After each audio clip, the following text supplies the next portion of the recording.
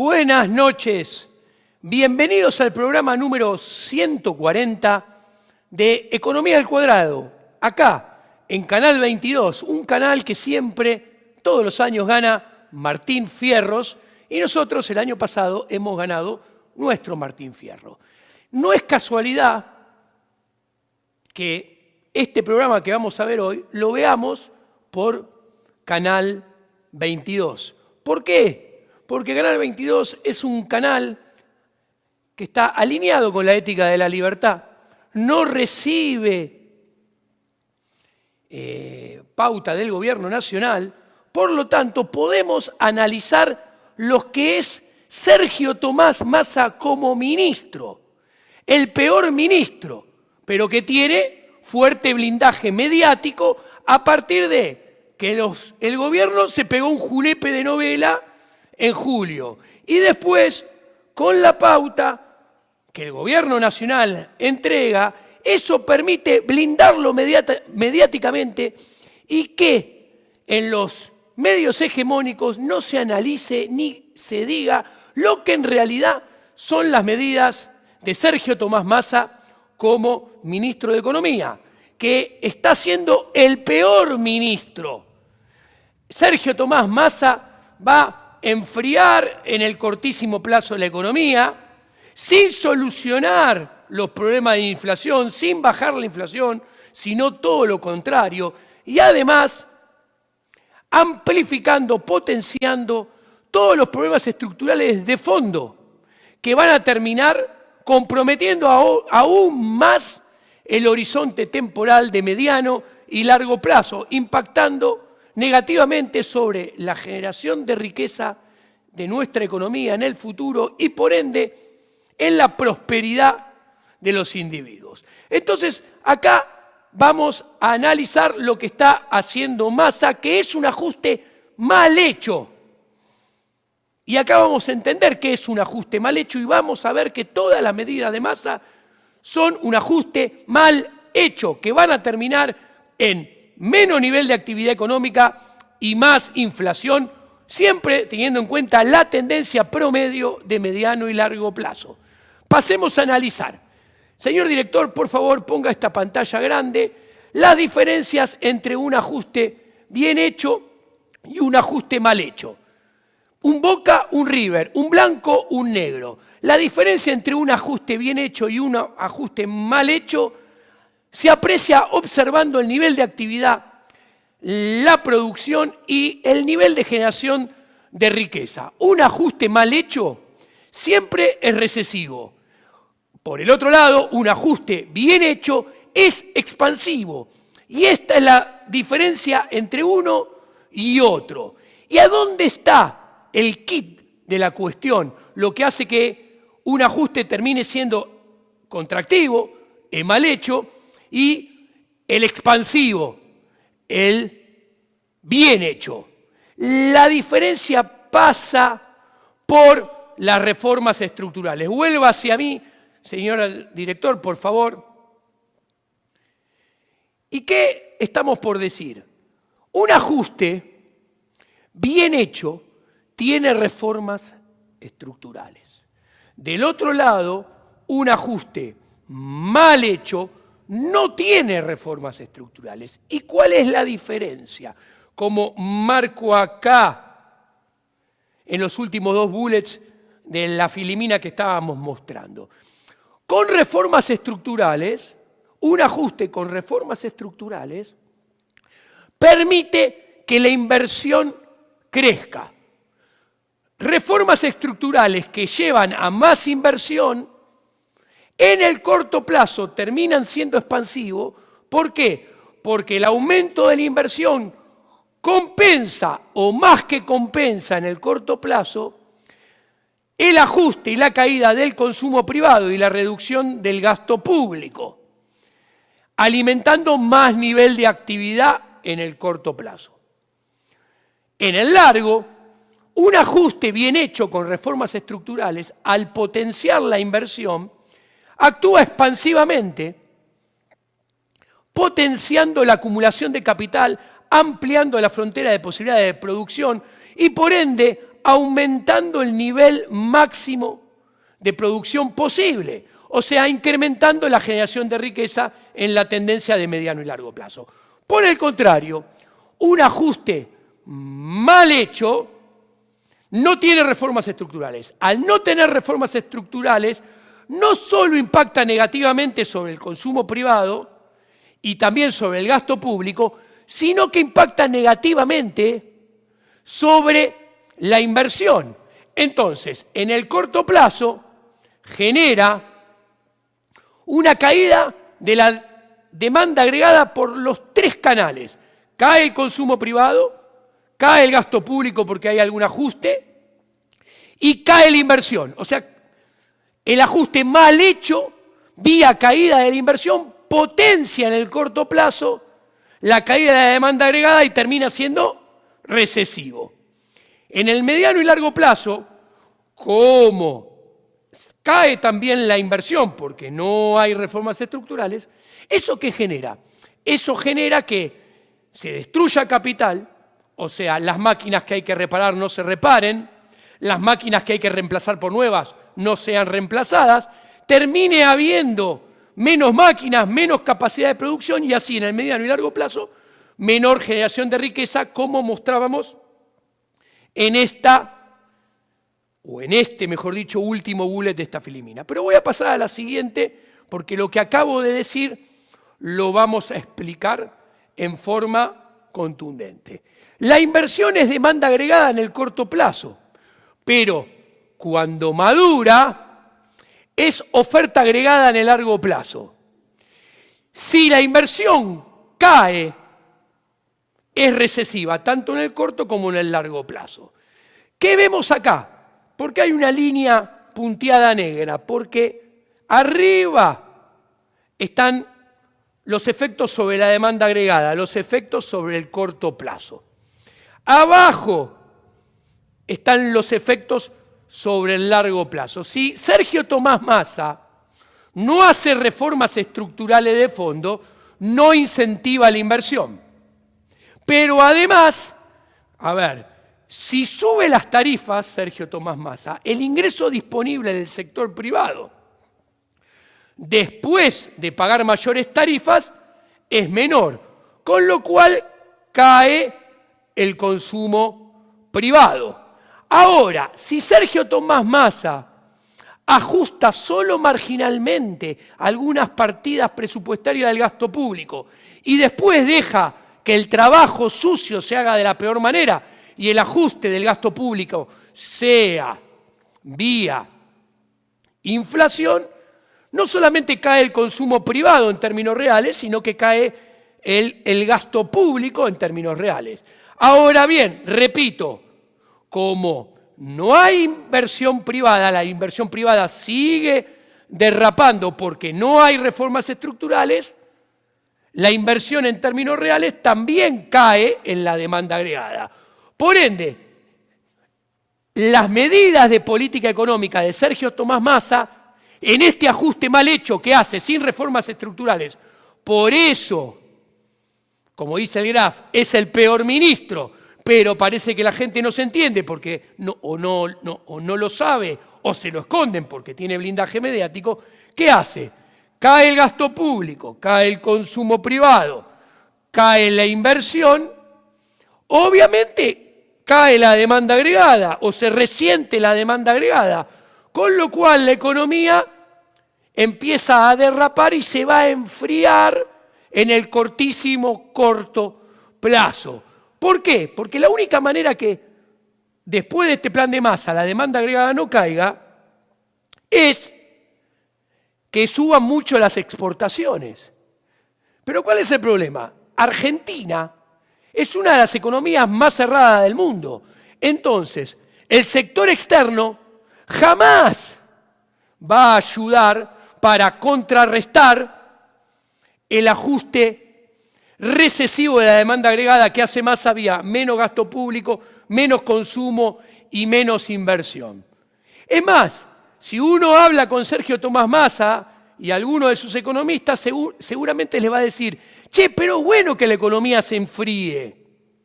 aunque no lo puedan creer, les van a decir eso, porque piensan que enfriándose el nivel de la inflación va a caer. O sea, los va a ayudar para bajar la inflación. Error. La economía se empieza a enfriar julio, agosto, y tenemos los datos de julio y agosto de la inflación, 7,4 y 7,0. No se enfría, no se dan cuenta que la esfera monetaria va por otro lado, y es la esfera monetaria la que actúa sobre la inflación en Argentina, porque tiene grandes desequilibrios. Entonces Argentina no va a ir a un escenario de recesión, pero con significativa desaceleración inflacionaria. Argentina va a ir a un escenario de estanflación, en el cual nos mete Sergio Tomás Massa por su ajuste mal hecho. Ahora, miremos de abajo, de la línea punteada para abajo. Por favor, pongámoslo en grande, señor director. ¿Qué vemos? Que como Massa no hace ajustes, no hace reformas estructurales y termina impactando negativamente sobre la inversión, acá, señores televidentes, abajo a su izquierda, tienen la frontera de posibilidad de producción. Claro, como Massa no hace reformas estructurales y afecta negativamente la inversión, hay inversión neta negativa, menor a cero, como dice ahí en azul, con lo cual la frontera de posibilidad de producción se contrae y pasa de esa línea curva negra a una línea punteada roja más chiquita. Y eso implica, como podemos ver en rojo, que la frontera de posibilidad de producción 1 es menor que la frontera de posibilidad de producción 0, porque Sergio Tomás Massa no hizo reformas estructurales y castiga la inversión. En consecuencia, I estrella, que es la capacidad de producción 1, es menor que la capacidad de producción que había antes, I estrella 0. Con lo cual, el nivel de consumo I sub 1 pasa a ser menor que el nivel de consumo I sub 0, y el nivel de trabajo, de empleo, T sub 1 es menor que el nivel inicial T sub 0 de trabajo. Volvamos al piso. ¿Esto qué quiere decir? Que, como vemos acá, la contracción de la frontera de posibilidad de producción por el ajuste mal hecho por Sergio Tomás Massa, porque no tiene reformas estructurales, lo que hace es impactar negativamente en la frontera de posibilidad de producción, FPP. Impacta negativamente en la capacidad de producción, en la generación de riqueza. Entonces, estamos viendo que las medidas económicas de Sergio Tomás Massa, decirle plan económico es muy ambicioso, es una irrealidad, afectan negativamente en el corto plazo a la demanda agregada. Y como estaba diciendo, en el largo plazo, abajo, en el gráfico de la izquierda, se observa que las medidas de Sergio Tomás Massa impactan negativamente en la oferta agregada en el largo plazo, porque afecta negativamente, lo vuelvo a repetir, la frontera de posibilidad de producción, que se achica pasando del momento sub 0 al momento sub 1. Afecta negativamente el nivel de generación de riqueza, que pasa de I estrella sub 0 a I estrella sub 1. Afecta negativamente las posibilidades de consumo, que pasan de C sub 0 a C sub 1, que es menor. Afecta negativamente los niveles de trabajo, los niveles de empleo. Pasa a ver en la tendencia de el largo y mediano plazo menor empleo. En consecuencia, va a haber peores salarios, menos consumo, menos generación de riqueza. Sergio Tomás Massa, en resumen, impacta negativamente a corto plazo sobre la demanda agregada, a largo plazo sobre la oferta agregada. Sergio Tomás Massa, el peor ministro, pero con blindaje mediático, está comprometiendo todas las esferas intertemporales, el corto plazo, el mediano y el largo plazo. En el próximo chart lo vemos bien grande. Pongamos el chart, por favor, señor director. Acá tenemos dos gráficos, uno grande y uno más pequeño. En el grande vemos la formación bruta de capital desde la presidencia de Néstor Kirchner pasando por la primera de Cristina, la segunda de Cristina, la del Gato Macri y ahora la de Alberto Fernández. Y en el gráfico chiquitito vemos la formación bruta de capital, arriba en violeta en el mundo, desde 2000 al 2021. En el medio, en verde, la de América Latina y el Caribe. Y en chiquito, en azul, la que tiene lugar en Argentina en los últimos 21 años. Volvamos al piso, señor director. ¿Qué vemos en el chart grande de estas barras? Que desde finales de Néstor Kirchner a todas las presidencias posteriores, los niveles de formación bruta de capital implican una inversión neta negativa, o sea, el sector privado invierte menos de lo necesario para amortizar el stock de capital. Con lo cual, en la tendencia de mediano y largo plazo, la frontera de posibilidades de producción se achica, el empleo se reduce, la generación de riqueza se contrae y cada vez vivimos peor y cada vez hay menos prosperidad. ¿Qué sucede? Las medidas económicas de Sergio Tomás Massa son más de lo mismo. La formación bruta de capital no va a trepar al 18, 19% por acá, que es lo que necesitamos para que este derrotero no continúe y se corte. Sergio Tomás Massa lo está profundizando. En el gráfico chiquito, ¿qué vemos? Que esto es un problema que viene hace 20 años. En todo el siglo XXI tenemos este problema. ¿Qué vemos? Que en los últimos 21 años, en promedio, miren, Argentina, línea de abajo, invierte en términos brutos alrededor de 7, 8 puntos del PBI, menos que el promedio del mundo. Pero esto no es todo. ¿Dónde se ve el derrotero? Y que Massa hace más de lo mismo y entonces profundiza esto.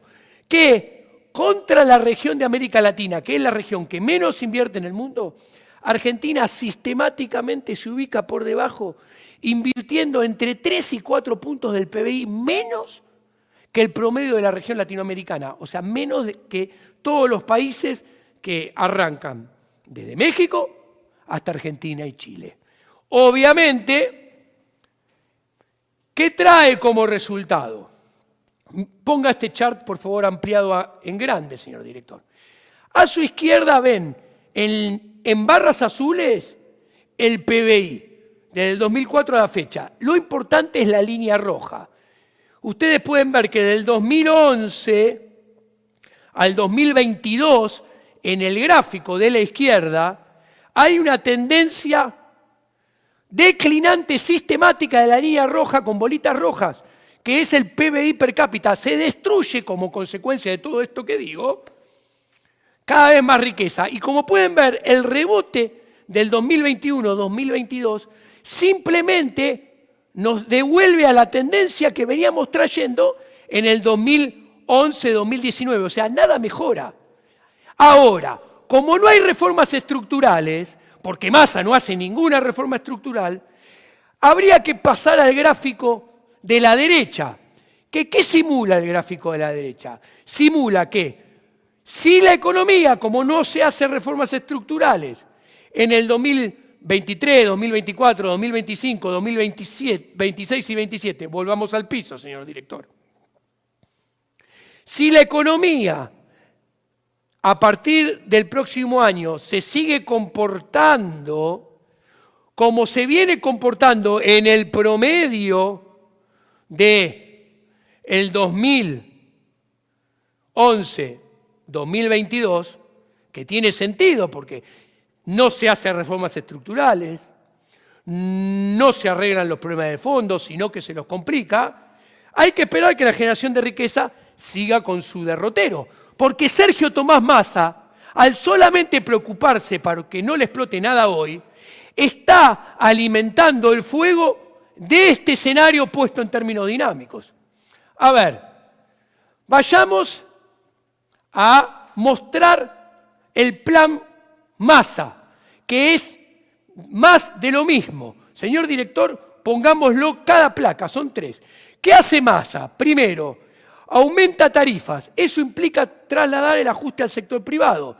Este ajuste generará que el ingreso disponible después de pagar tarifas sea menor. Entonces el sector privado consuma menos bienes y servicios y consecuentemente caiga el consumo y caiga la demanda agregada. Además, va a haber aumento de base imponible y suba de presión tributaria para los que más tienen. Esto lo vamos a ver sobre todo cuando salga a la luz el presupuesto 2023 y además la discusión en diputados y senadores del presupuesto 2023. Esto va a generar menor ingreso disponible después del pago de impuestos, con lo tanto, menor consumo privado y menor demanda agregada y menor nivel de actividad. También sube la tasa de interés para dormir la caída de la demanda de dinero, como vemos en el tercer bullet. Esto es encarecimiento del costo del crédito y encarecimiento del refinanciamiento. Volvamos al piso, señor director. ¿Esto qué implica? Esto implica que va a haber un mayor pago de intereses, el ingreso disponible del sector privado va a tener que ser asignado en una mayor proporción al pago de intereses. En consecuencia, el consumo privado, después de pagar más tarifas, después de pagar más impuestos y después de pagar más intereses, se va a retroalimentar en su caída, con lo cual el consumo privado se va a reducir ahora todavía más. Esto va a alimentar más caída de la demanda agregada y menor nivel de actividad en el corto plazo. Acá sigamos con la cuarta medida, pongámoslo ampliado, así lo pueden leer los televidentes. Esto de la suba de la tasa de interés implica mayores anabólicos para las LELIQ, los PASES, la nota LIC. Y eso es más expectativas de emisión monetaria a futuro. Eso es más expectativa de devaluación, más expectativas de inflación. Con lo cual, esto es alimentar, en algún momento no muy lejano, más alto del tipo de cambio. Más apertura de la brecha cambiaria.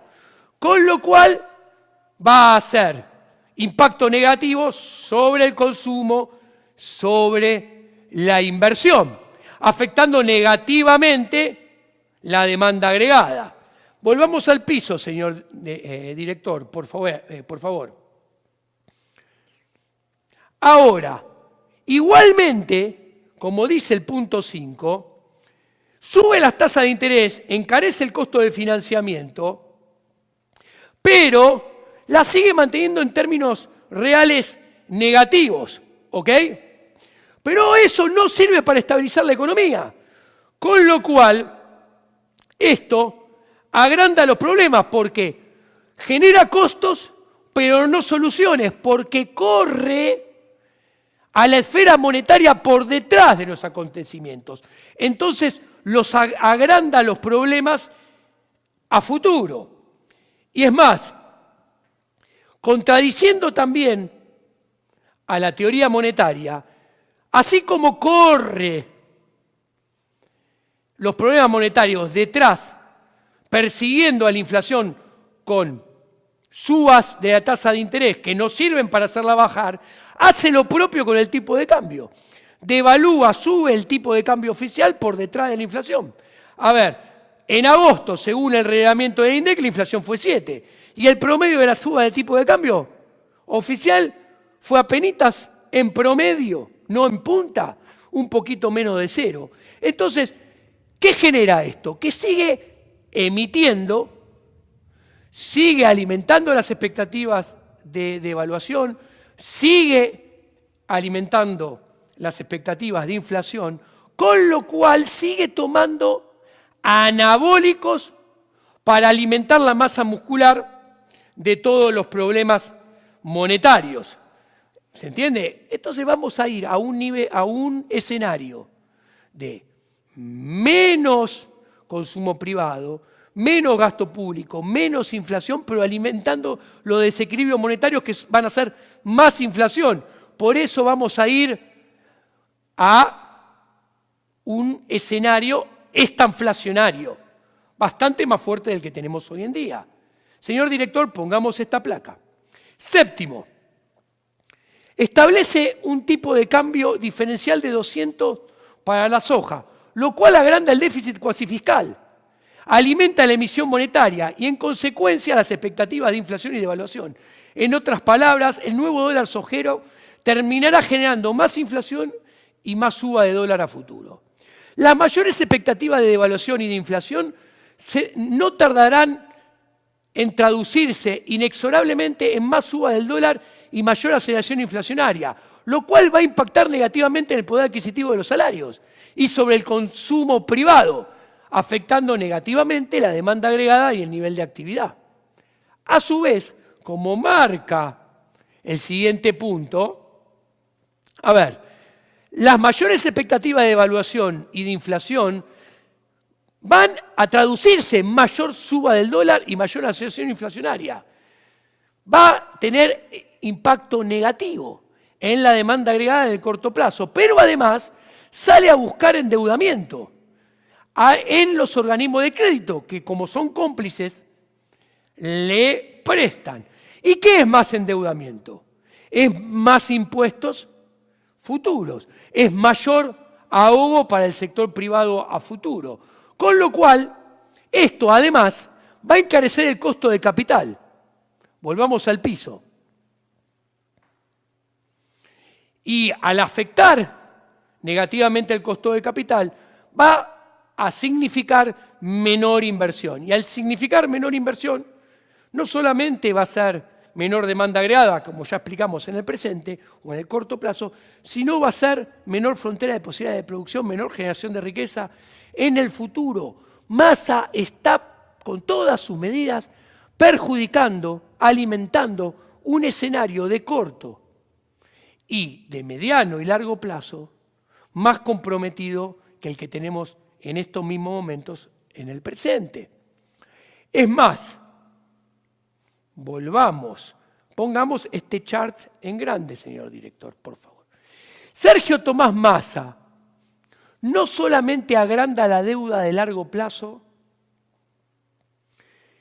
al pedir financiamiento a los organismos internacionales en dólares, sino que patea acrecentando exponencialmente la deuda de corto plazo en pesos, creando una bola de nieve que alimenta fuertemente las expectativas de emisión monetaria futura y por ende las expectativas de inflación y de devaluación.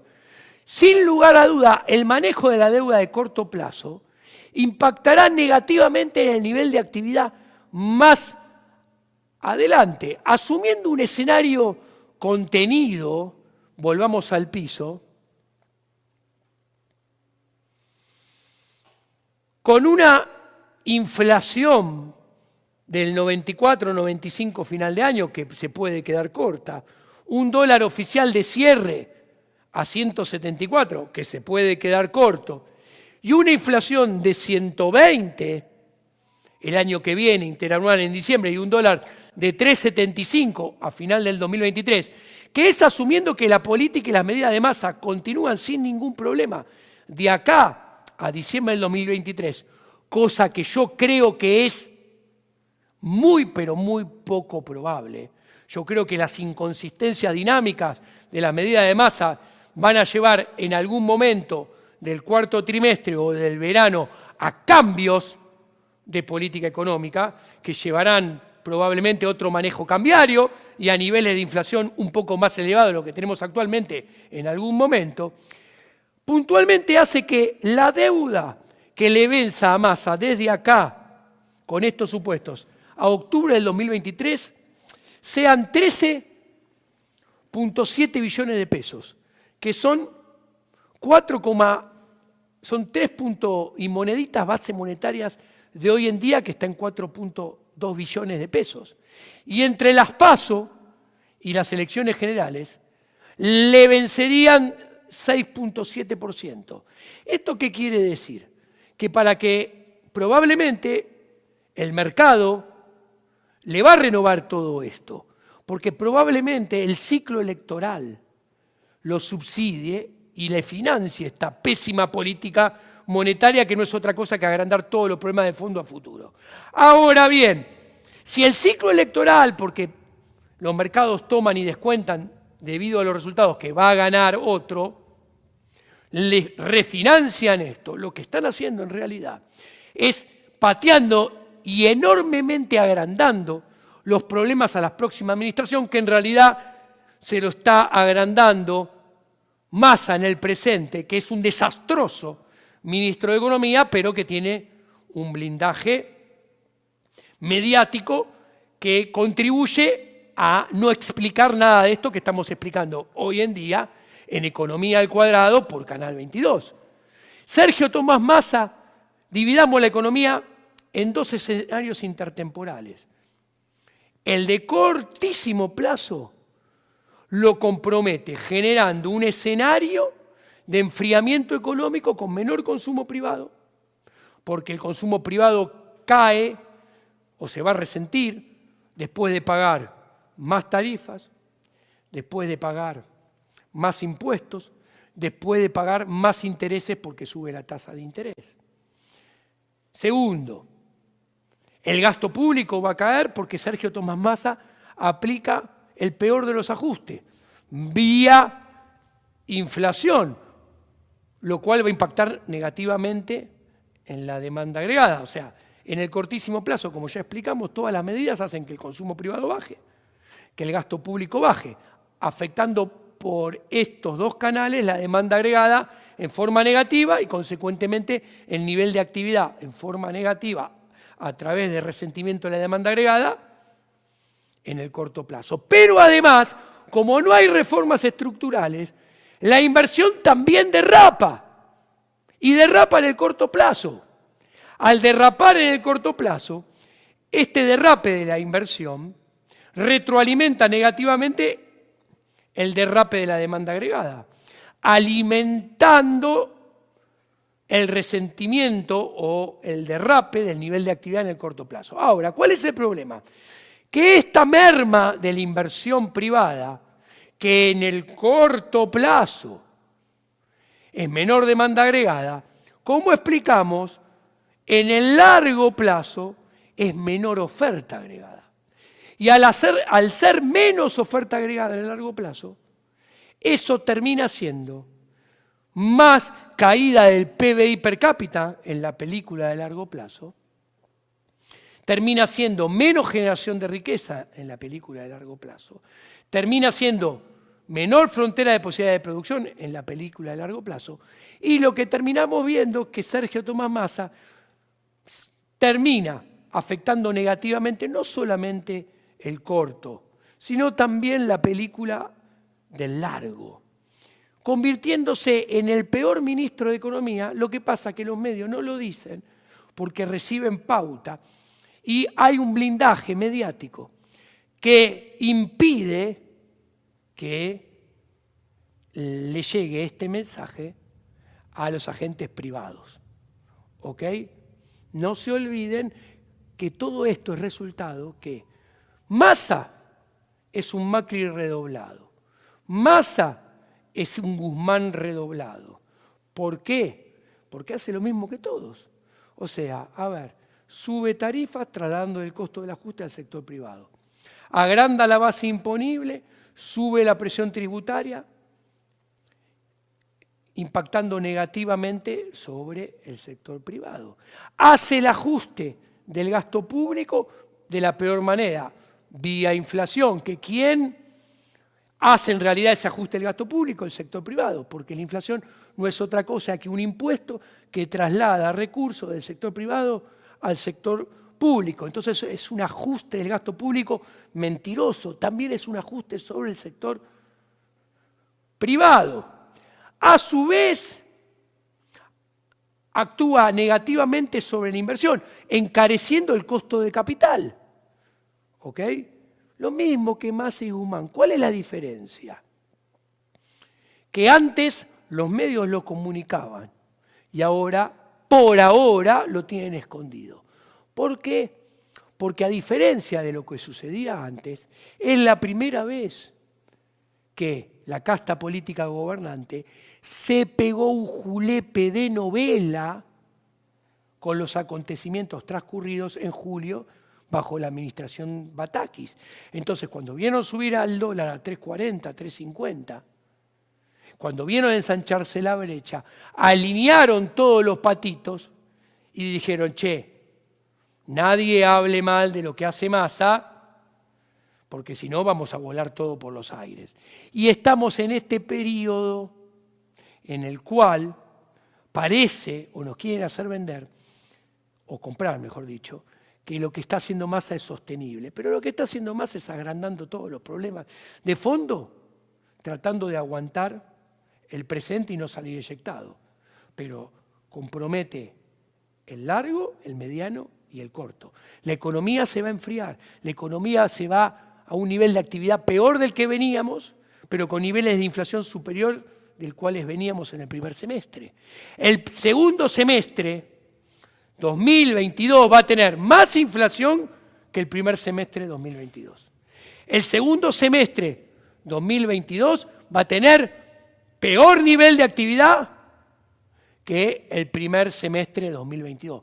Massa está agrandando todos los problemas a corto plazo y le está agrandando la herencia para que venga después en forma estrafalaria, con lo cual hay que dejar en claro, Massa es el peor ministro, pero por ahora tiene un blindaje mediático. La realidad de los acontecimientos macroeconómicos van a emerger como el agua de un caño roto y se va a acabar el blindaje mediático como un factix que termina erosionando y termina dejando pasar el agua.